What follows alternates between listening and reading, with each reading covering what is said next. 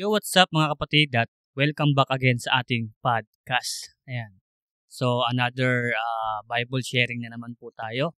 At ang ating pong ibabahagi ay patungkol naman po sa repentance. No? So, ano nga ba ang ibig sabihin ng repentance? Ang repentance po ay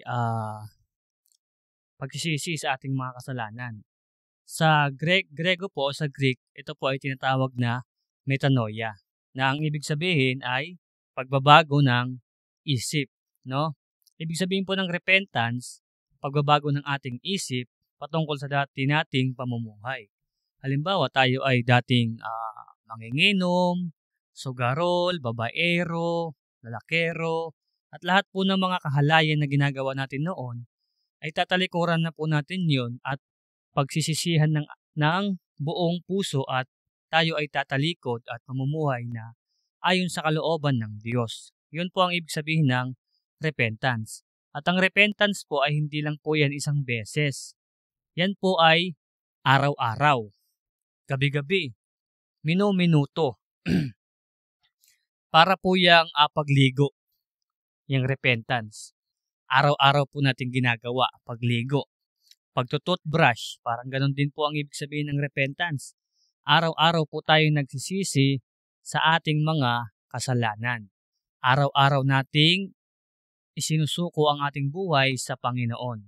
Dahil kahit tayo ay mga Kristiyano na, ay nagkakasala pa rin tayo. Kaya nga, repentance, no? Araw-araw tayo nagre-repent o nagsisisi, humihingi ng tawad sa Panginoon dahil sa ating mga kasalanan.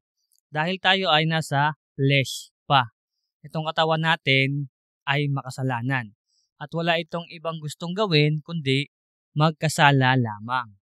Yan po ang ibig sabihin ng repentance. Yan po yung number 1 na kailangan natin. Magsisisi muna tayo sa lahat ng ating kasalanan. Sabi po sa Gawa chapter 2 verse 38, di ba?